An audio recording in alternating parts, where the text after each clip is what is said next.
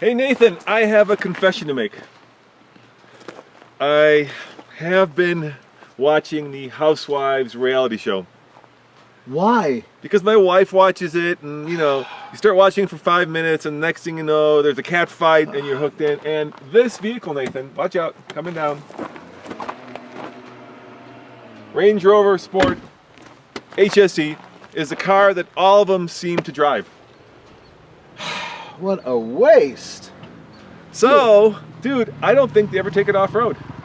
Well, that's what we got to do. We got to take it off-road. We got to take it off-road because you aspiring housewives, if you ever want to go into the deep Colorado woods, you have to know that this car can do it. Coming up next On the Fast Lane Car.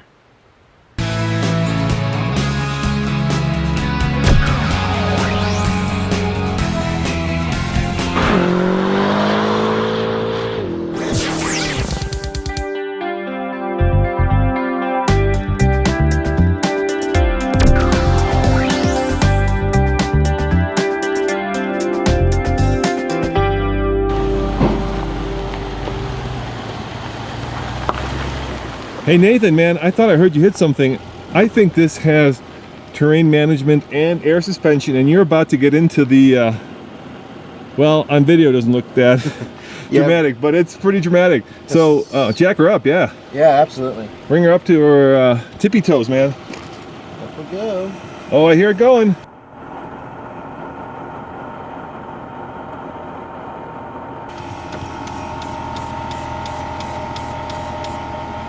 It's pretty cool, it's pretty quick. Not bad. Not bad, all right. I bet you're up to, what, 9-10 inches? Oh, I'd say. I'm talking about the air suspension. Oh, that. Yeah. Yeah, something like that. All right, take it on up, man. Let's see how the Range Rover does.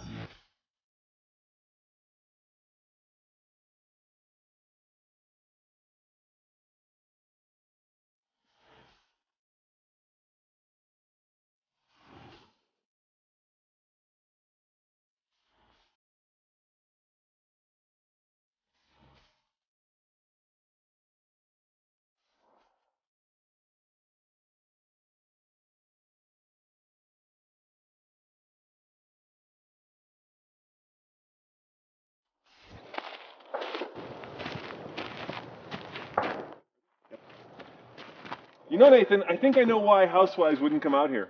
Why? I'm waiting for that cannon to go off. Yeah, I think somebody actually brought a black powder cannon and they're shooting it off somewhere. Typical Colorado. Yeah, I'm not sure housewives and massive guns go together, even though I'm sure that's a killer website. So what's under the hood, man? Let me take a peek at this. It looks like a ruddy big V8. 5-liter V8 puts out 375 horsepower, 375 pound-feet of torque, and it's hooked up to a 6-speed automatic transmission. And perhaps more importantly for our use, I just got done reviewing the Range Rover, and this has a very similar terrain management system. You set the little switch to whatever you are. We are in the forest. It jacks up the car and basically allocates power to the wheels that needs it. Monitors a bunch of parameters. So Nathan, do you think that this Range Rover Sport can make it to the top of the trail, which very few new crossovers can do? Let's find out. Yeah, let's find out. We're going to take it to the top and we're going to do a little commentary and see how it does when it gets a little bit steeper and deeper.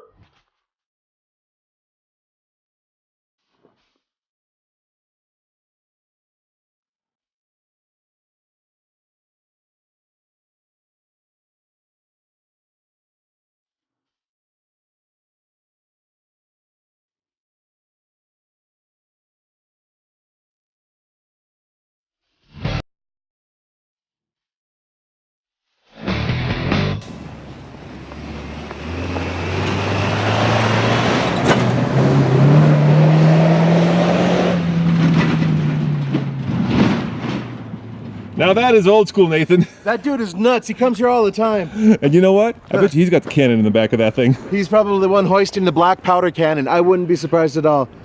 Maniac.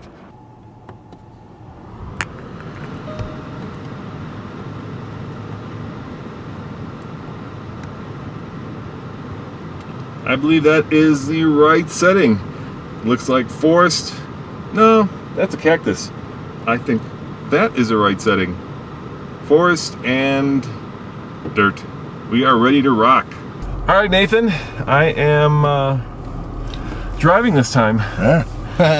Enjoy. It's easy in this thing. And you know why? I have a love-hate relationship with this car. I mean, I love the look of the thing. I love the interior. I love the command driving position. But the second I get in it, I realize that for such a big frickin' SUV, I don't fit. I mean, my head hits the ceiling. I feel like my seat is all the way back. Yeah. I feel like I'm just you know, I can see a dainty housewife being very comfortable in here. For me, it's just not big enough. It's crazy. You gotta get off this whole housewife kick. I know. I think I watched the marathon last night. So Are you kidding me? No, man, it's on my brain. Unbelievable. Yeah, so I guess you guys are wondering what it's like off-road, and like any good and proper off-road vehicle, it's effortless, really. It's got tons of ground clearance.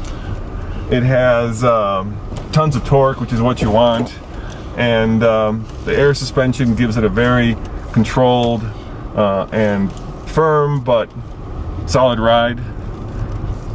You know, it seems happy out here, and that's pretty amazing considering, once again, that it has 20-inch wheels, which are about as far from the off-road spec of a tire and wheel combo that you'd really want.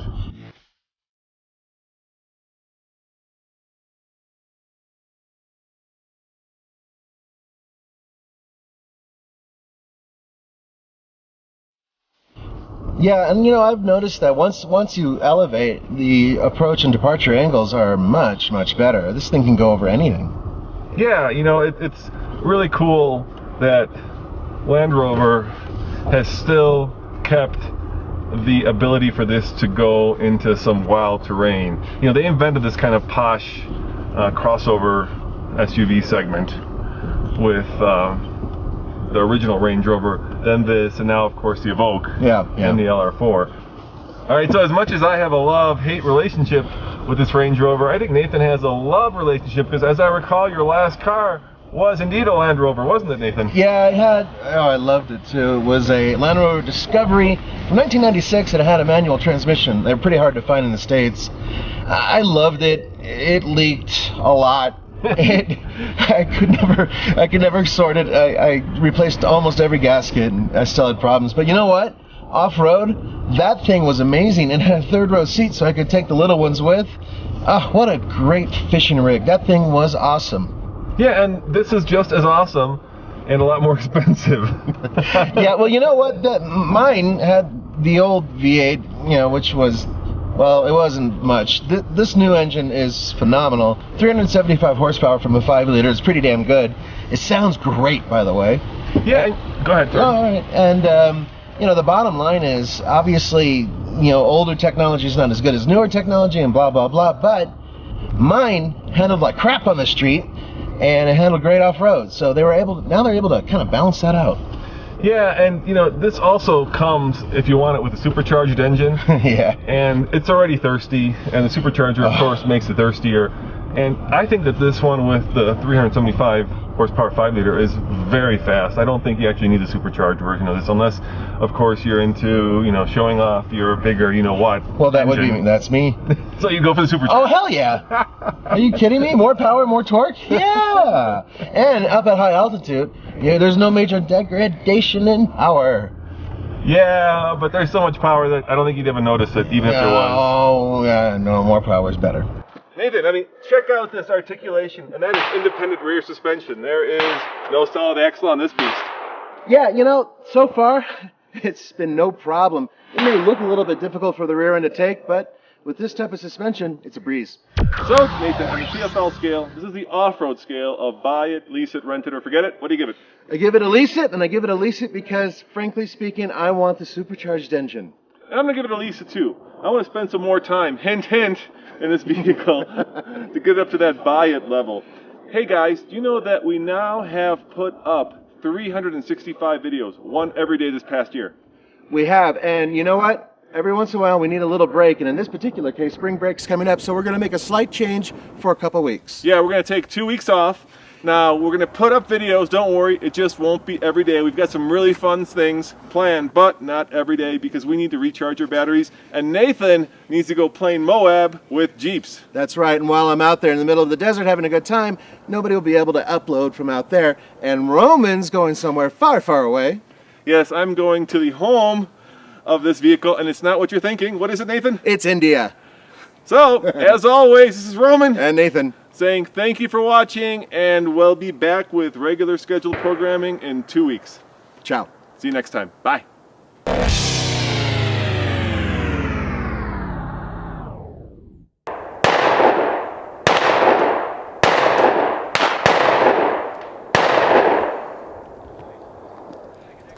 Nathan, I had this feeling that we should be reviewing guns up here and not cars. I have a feeling we should be wearing Kevlar. I agree, man. Let's get the hell out of here. It's time to go.